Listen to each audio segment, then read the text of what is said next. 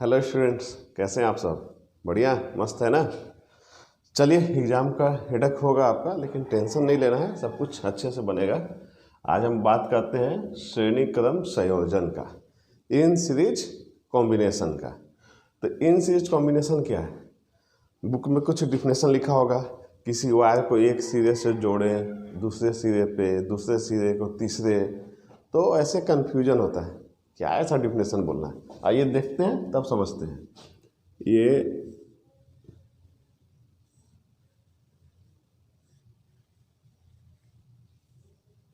ये देखिए, ये हम लोगों ने जोड़ दिया,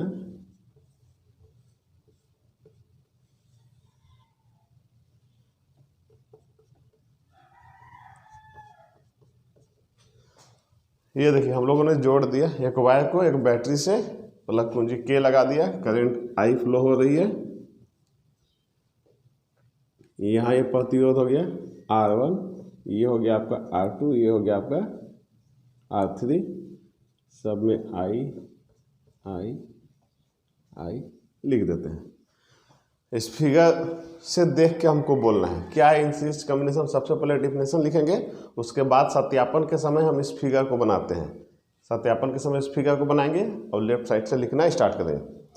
कितना प्रतिरोध दिख रहा है? 1 2 3, यानी 2 से अधिक है, 4 5 6 जितना भी आप लिख सकते हैं। तो इन सीरीज का डिफिनेशन क्या होगा?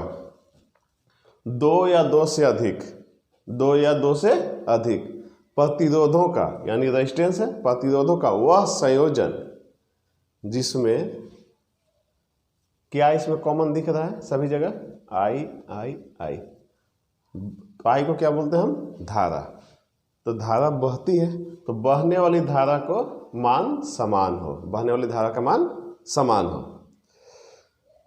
चलिए अब अच्छे से बोलते हैं हम लोग। 2 या 2 से अधिक प्रतिरोध का वह संयोजन जिसमें धारा का मान समान होता है, या सभी प्रतिरोधों में जिसमें धारा का मान समान होता है, कैसे भी बोल सकते हैं। तो उससे हम कहते हैं श्रेणी क्रम संयोजन। इंग्लिश वाले के भी है कि अब रेजिस्टेंस बोलते हैं, 2 और मोर देन 2 रेजिस्टेंस जब कनेक्टेड हैं, जिसमें आई सभी जगह समान है, ठीक है, यानी धारा सभी जगह समान है, तो ऐसे संयोजन को बोलते हैं हम लोग श्रेणी क्रम संयोजन। क्या बोले? 2 या 2 से अधिक प्रतिरोधों का वह संयोजन जिसमें धारा का मान समान होता है, उसे हम बोलते हैं श्रेणी क्रम संयोजन। बहुत आसानी से याद हो गया, 2 से अधिक है, धारा का मान समान है, याद हो गया ना। तो इसीलिए अब इस फिगर को देखेंगे तो ऑटोमेटिक आपको डिफिनेशन भी समझ में आएगा, और हम लोग श्रेणी क्रम संयोजन को आगे सत्यापित भी करेंगे, ठीक है। आप फिगर देख रहे हैं, क्या हुआ? एक डायग्राम बनाते हैं, इसमें 3 प्रतिरोध R1 R2 R3, ठीक है। यहाँ सबको किस से जोड़ दिए? एक बैटरी से, एक प्लग कुंजी लगा दिए। जैसे स्विच को ऑन किए, देखिए धारा बहना स्टार्ट हो गई, आई यहाँ से चली है, मुड़ी नहीं है ना, धारा यहाँ से बह रही है कंटिन्यू। तो यहाँ से पहला प्रतिरोध R1, दूसरा R2, तीसरा R3। जब धारा कहीं नहीं बढ़ती है तो धारा सब जगह समान है, यानी करंट कहीं नहीं बढ़ रही है, तो इसका मतलब सभी जगह इक्वल है। तो इसीलिए हम लोग लिखे आई आई आई। अगर इधर उधर डिवाइड हो जाती तब ना आई को हम लिखते I1 I2 I3 या जो भी होता, लेकिन धारा भी कहीं बढ़ नहीं रही है, इसका मतलब धारा समान है। प्रतिरोध हो गया R1 R2 और R3। तो अब हम इसको सत्यापित करेंगे। तो सत्यापित करने के लिए मान के चलिए पॉइंट देते हैं हम लोग ए, ठीक है, ये पॉइंट दिए ए, ये सब कौन सा पॉइंट हो गया? बी, ये पॉइंट हो गया आपका सी, ये पॉइंट हो गया आपका डी। छोटा है क्या? अच्छा चलिए लिख दिए इसको डी, इसको लिख दिए सी, इसको लिख दिए बी, और इसको लिख दिए ए। ये कितना पॉइंट दे दिए? 1 2 3 4 पॉइंट दे दिए।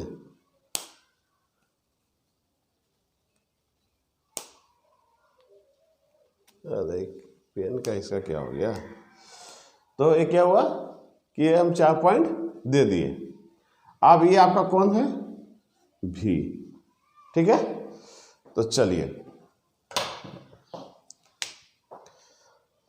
तो अब जो है यहाँ पे हम देखते हैं कि ABCD और ये आपका भी है। तो सबसे पहले हम क्या करेंगे, श्रेणी क्रम संयोजन की डिफिनेशन बोलेंगे। दो या दो से अधिक प्रतिरोध का वह संयोजन जिसमें धारा का मान समान होता है उसे हम श्रेणी क्रम संयोजन कहते हैं या इन सीरीज कॉम्बिनेशन। अब इसको सत्यापित के लिए क्या करेंगे, लिखेंगे सबसे पहले एक हम इलेक्ट्रिक सर्किट डायग्राम। सबसे पहले क्या करते हैं, हम इलेक्ट्रिक सर्किट डायग्राम बनाते हैं। हो गया। तो अब इलेक्ट्रिक सर्किट डायग्राम बनाते हैं, विद्युत परिपथ आरेख। अब इसमें क्या बोलना है कि सबसे पहले हम एक विद्युत परिपथ आरेख बनाते हैं जिसमें एक V वोल्ट की बैटरी लगी होती है, जिसमें क्या है V वोल्ट की बैटरी लगी होती है तथा प्लग कुंजी के। जैसे ही हम स्विच को ऑन करते हैं, ऑन करने के बाद कौन सा धारा बहती है, धारा I बहना स्टार्ट हो जाती है। धारा I बहना स्टार्ट हो जाती है, धारा I बहती है, जिससे उत्पन्न रेजिस्टेंस या प्रतिरोध R1 R2 R3 है, जिससे उत्पन्न रेजिस्टेंस R1 R2 R3 है। तो VA से लेके VD तक टोटल प्रतिरोध, VA से लेके VD तक से VD तक टोटल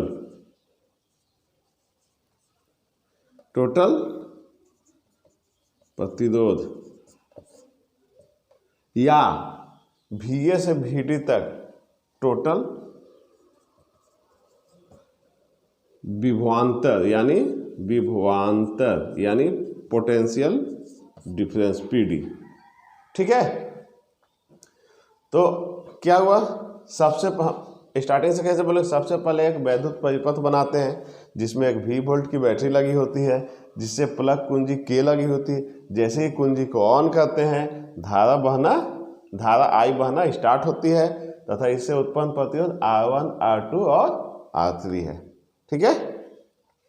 तो अब VA से VD तक टोटल प्रतिरोध, तो क्या हम देख रहे हैं यहाँ पे, इतना तो लिख लिए। इतना लिखने के बाद हम क्या करेंगे, इसको अब इसे चलिए इसको हम मिटा देते हैं। ठीक है। VA से VD तक टोटल प्रतिरोध यहाँ लिखेंगे, VA से VD तक टोटल पोटेंशियल डिफरेंस। ठीक है। चलिए क्या, VA से VB, A से B के बीच में क्या है, देखिए A से B के बीच क्या है, IR1। ठीक है। अब आइए B से C के बीच में क्या है, B से C के बीच में क्या है, IR2। ठीक है। और C से D के बीच में क्या है,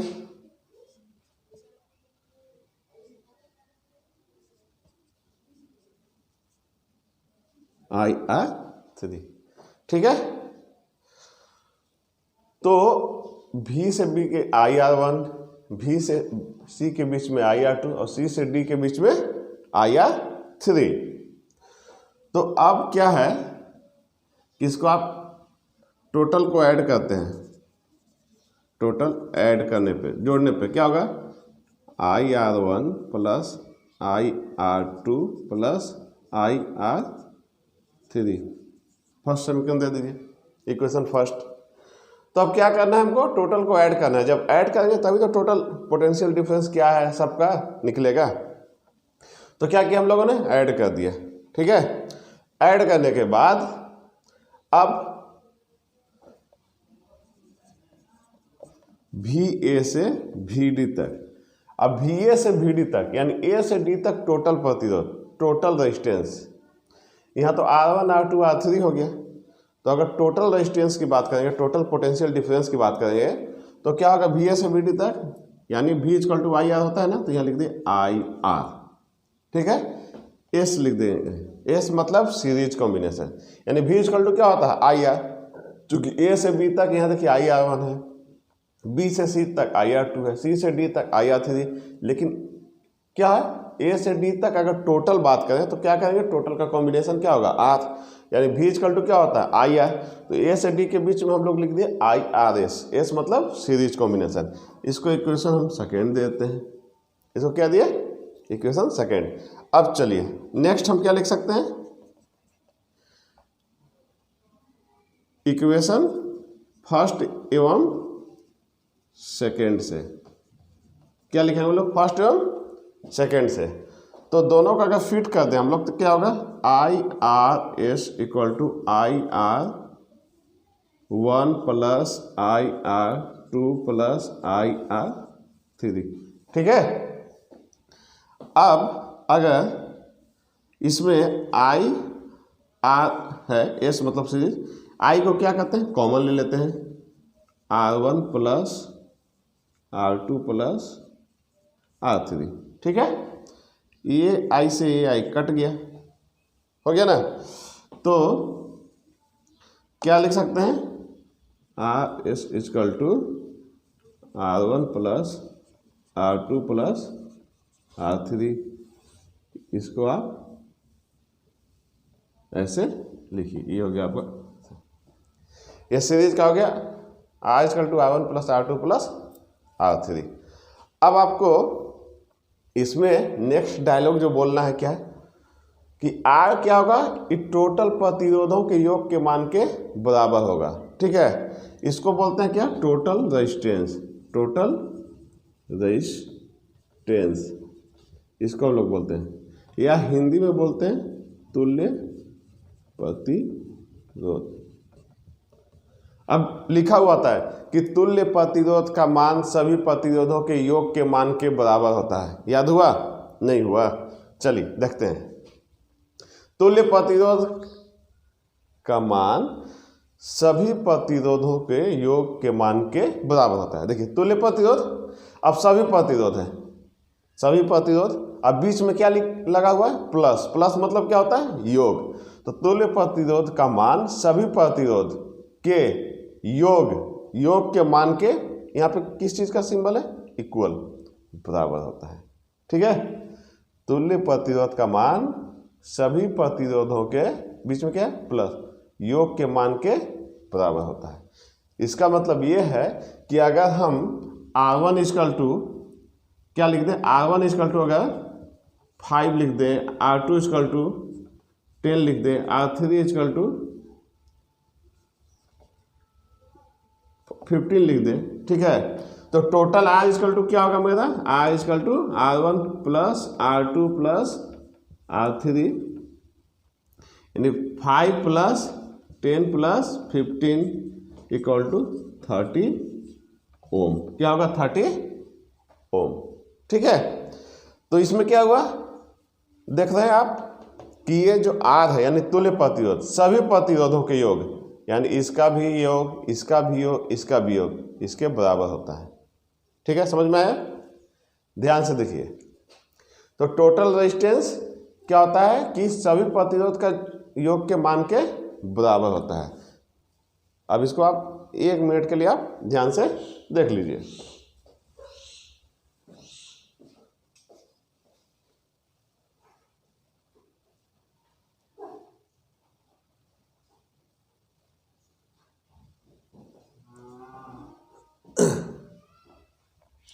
हो गया, था ना आसान, आगे बढ़े, चलिए ठीक है आगे बढ़ते हैं हम लोग।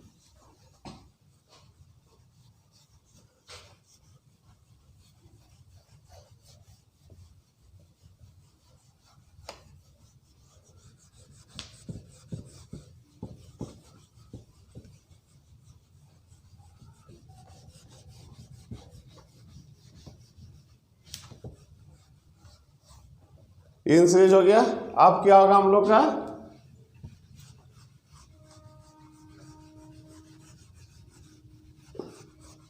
श्रेणी क्रम संयोजन लिख लिए। अब क्या लिखेंगे हम लोग, समांतर क्रम संयोजन, समांतर क्रम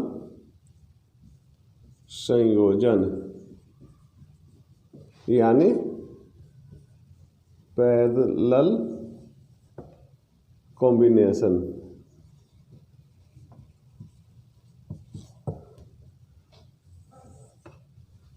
अब क्या हो गया? Parallel combination. तो समांतर क्रम संयोजन, ठीक है। चलिए डायग्राम से ही समझते हैं, स्टार्टिंग हम लोग करते हैं।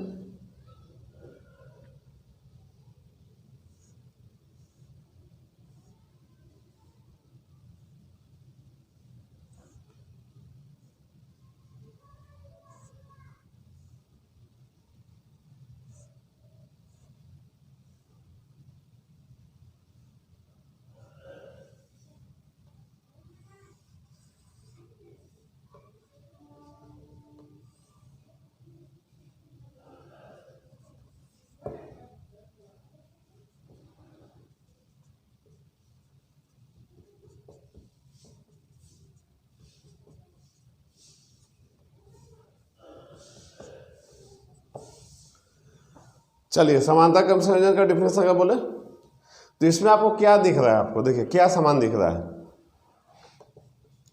आई भी है, I1 I2 I3 दिख रहा है ना, R1 R2 R3। तो धारा और ये तो समान नहीं है रेजिस्टेंस, तो क्या समान होगा? क्या बचा? भी, यानी पोटेंशियल डिफरेंस, पोटेंशियल डिफरेंस या विभवांतर। तो इसमें क्या होगा समांतर क्रम संयोजन का? अच्छा डिफरेंस है कि दो या दो से अधिक प्रतिरोधों का वह संयोजन, दो या दो से अधिक प्रतिरोधों का वह संयोजन जिसमें विभवांतर समान होता है। क्या होता है? जिसमें विभवांतर समान होता है उसे समांतर क्रम संयोजन कहते हैं, है ना। श्रेणी क्रम में क्या समान होता था? धारा। समांतर क्रम में क्या समान होगा?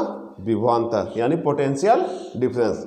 दो या दो से अधिक है ना, 3 प्रतिरोधों का वह संयोजन जिसमें विभवांतर या पोटेंशियल डिफरेंस समान होता है, यानी भी समान है। समझ में आया? तो चलिए याद हो गया ना डिफरेंशन, इसमें तो है नहीं। चलिए यहाँ से क्या हुआ देख रहे हैं आप, एक बैटरी लगा है, एक प्लग कुंजी, स्विच को ऑन किए, धारा आई बह रही है। आई जाके क्या हुआ? आगे जाके बढ़ गई I1 I2 और I3 में। तो इससे उत्पन्न प्रतिरोध होगा R1 R2 और R3। तो सबसे पहले हम डिफिनेशन ऊपर बोलेंगे, लिखेंगे, दो या दो से अधिक प्रतिरोधों का वह संयोजन जिसमें विभवांतर या पोटेंशियल डिफरेंस समान होती है उसे हम क्या कहते हैं? समांतर क्रम संयोजन। तो उसके बाद हम डायग्राम बनाएंगे। डिफिनेशन लिखने के बाद आपको डायग्राम बनाना है।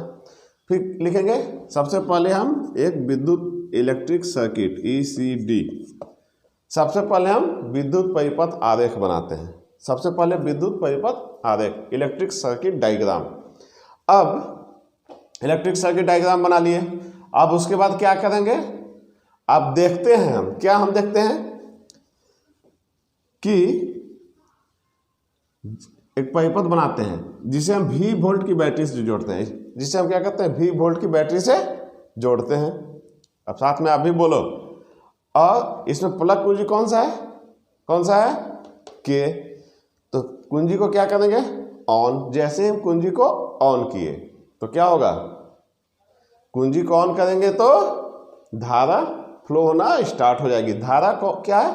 I बहना स्टार्ट हो जाती है। देख रहे हैं?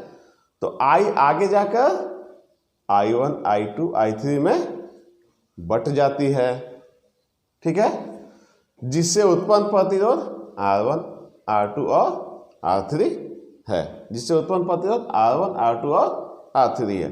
अब टोटल कैलकुलेशन करेंगे, विभवांतर समान है यहाँ पे, ठीक है। तो टोटल हम लोग धारा को कैलकुलेट करेंगे, ठीक है। तो इस परिपथ में टोटल धारा यानी टोटल करेंट, ओके, ठीक है। स्टार्ट करते हैं। तो एक बार फ्रेश आपको बता देते हैं। सबसे पहले विद्युत परिपथ आरेख बनाते हैं, एकदम आराम से बोलना है। फिगर बनाए, इसी पे याद हो, डिफिनेशन भी आपको इसी पे याद हो जाएगा और ये भी।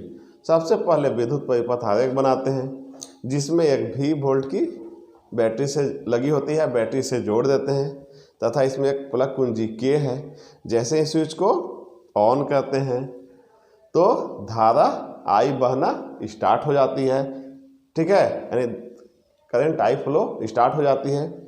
यह आई यानी धारा आगे जाकर I1 I2 I3 में बट जाती है या विभक्त हो जाती है, जिससे उत्पन्न प्रतिरोध R1 R2 तथा R3 है।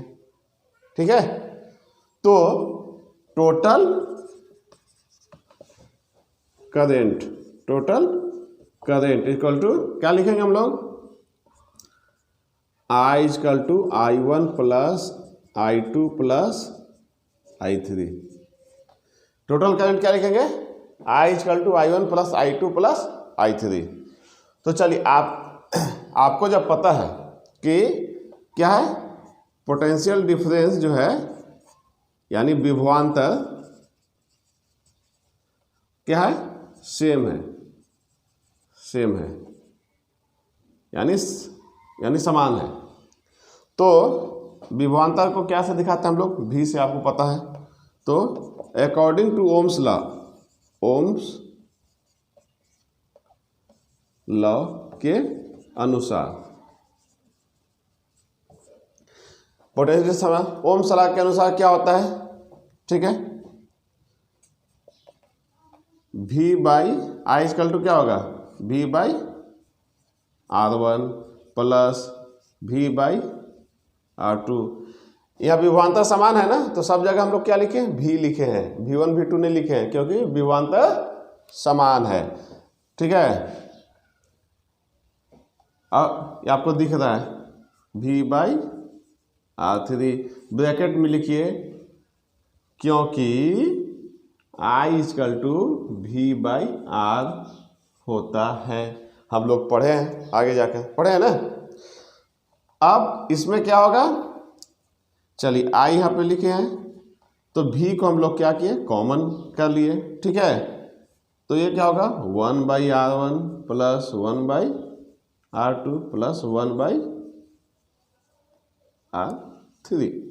आपको इसमें कंफ्यूज नहीं होना है कि V1 V2 V3 लिखना है हमेशा, क्योंकि डिफिनेशन हम लोग क्या बोले हैं कि विभवांतर समान है। जब विभवांतर सेम है, कहीं V1 V2 V3 नहीं है, इसलिए हम लोगों ने लिखा V by R1 V by R2 V by R3। अगर सेम नहीं होता तब V1 V2 V3 हम लोग लिखते, इसलिए लिखा कि पोटेंशियल डिफरेंस विभवांतर सेम है। तो अब I इक्वल टू क्या होता है, V बाई R, क्या होता है, V by R equal to V 1 by R1 plus 1 by R2 plus 1 by R3। तो अब आप देख रहे हैं, इसको R को हम लिख सकते हैं P यहाँ, यानी P मतलब पैरेलल। ठीक है, तो ये V से ये भी कट गया। तो अब क्या बच गया मेरा, ये क्या हो गया मेरा,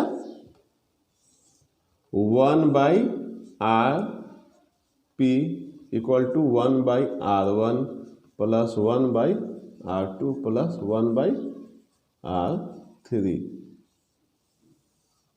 ये हो गया हमारा समांतर क्रम संयोजन। ठीक है, एक बार समझा दें। देखिए, सबसे पहले विद्युत परिपथ बनाते हैं जिसमें एक V वोल्ट की बैटरी लगी होती है। प्लग कुंजी के जैसे ही ऑन करते हैं, धारा I बहती है। यह I आगे जाकर I1 I2 I3 में बढ़ जाती है, जिससे उत्पन्न प्रतिरोध R1 R2 और R3 है। तो टोटल करंट यानी टोटल धारा I equal to I1 plus I2 plus I3। चूंकि विभवांतर समान है, हमको पता है विभवांतर समान है, तो ओम्स लॉ के अनुसार क्या होता है, I equal to, Ohm's law क्या होता है, ओम्स लॉ पता है ना क्या होता है, V प्रोपोर्शनल I, यानी V equal to R I, तो I equal to V by R। ठीक है, I equal to V by R।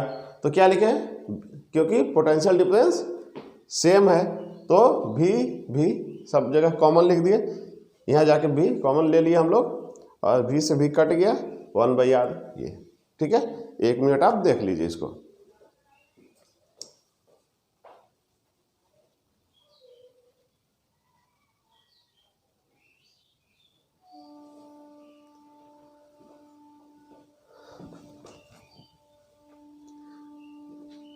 चलिए अब क्लीन करते हैं हम लोग।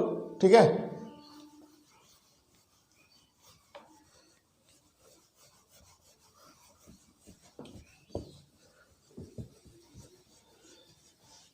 अब आपको कंफ्यूजन नहीं होगा, हो गया है ना याद अच्छे से।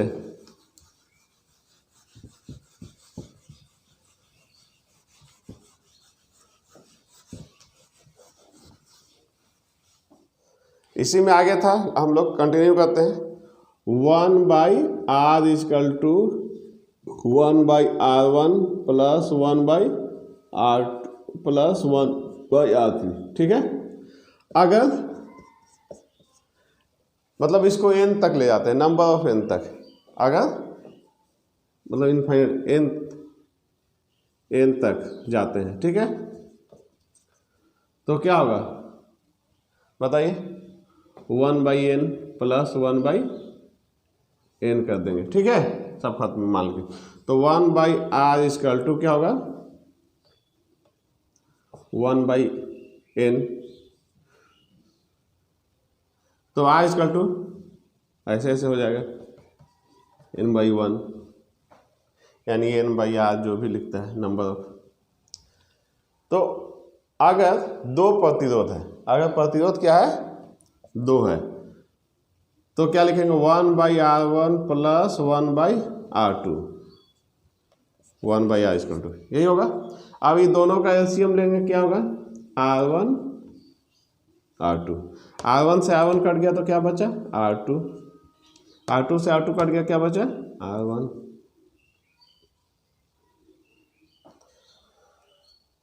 तो 1/r इजकल टू क्या हो गया हमारा 1/r is equal to r2 plus r1/r1 r2। तो r2 प्लस r1 को r1 प्लस r2 भी बोल सकते हैं, इसलिए कंफ्यूज नहीं होना है, दोनों एक ही चीज़ है। तो इसको उल्टा कर देते हैं, तो r इजकल टू क्या होगा, ये भी उल्टा हो जाएगा r1 r2 is equal to r1 plus r2 हो जाएगा। ऐसे ऐसे मल्टीप्लाई कर देंगे, ठीक है। तो r इजकल टू क्या हो जाएगा हमारा r1 r2/r1 प्लस r2, ठीक है। इसको भी आप ध्यान से देखिए, 1 मिनट।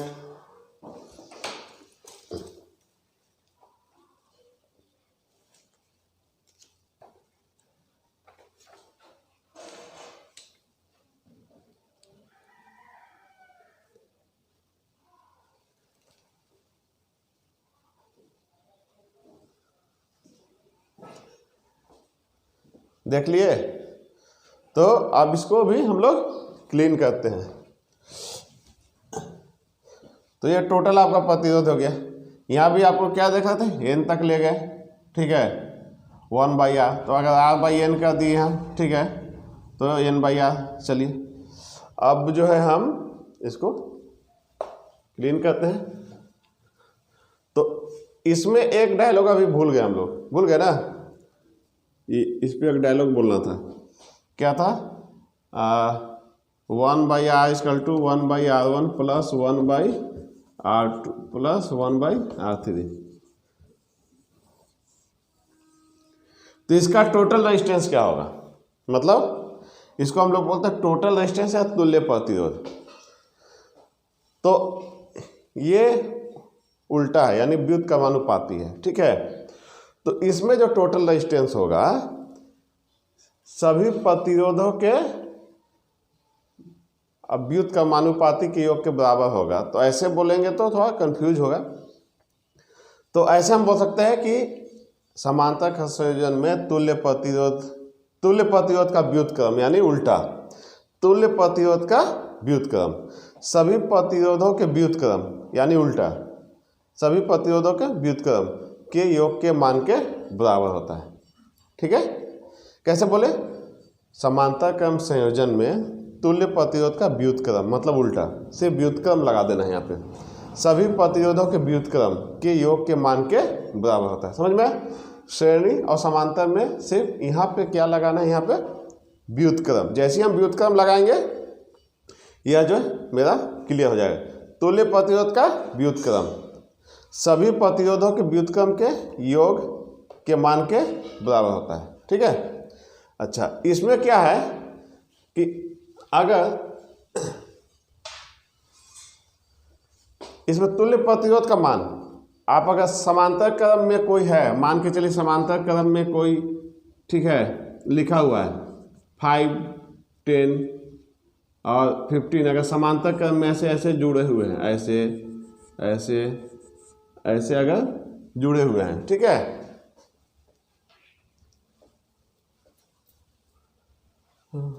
तो ये आइए ऐसे ऐसे 5 लिख दिया, 10 लिख दिया, 15।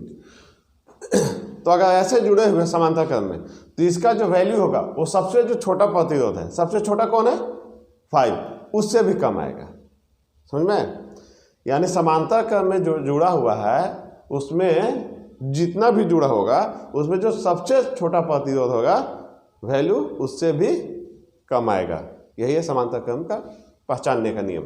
चलिए तो क्या लिखेंगे हम लोग, 1/r equal to 1/5 plus 1/10 plus 1/15, ये है ना।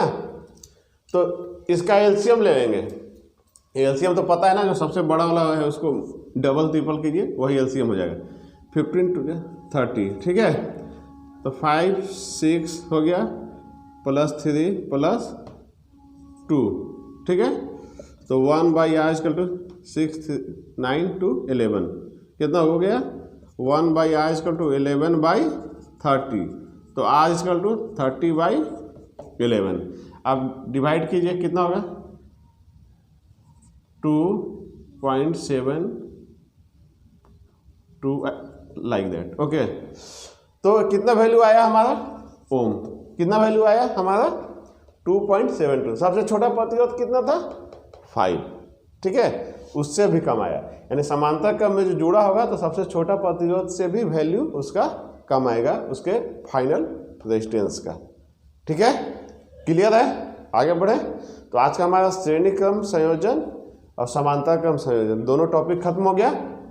और अब हम नेक्स्ट वीडियो में बात करेंगे श्रेणी क्रम संयोजन और पैरेलल का कैसे न्यूमेरिकल्स बनता है, उसको आपको ध्यान से देखना है। ओके, चलिए, थैंक्स।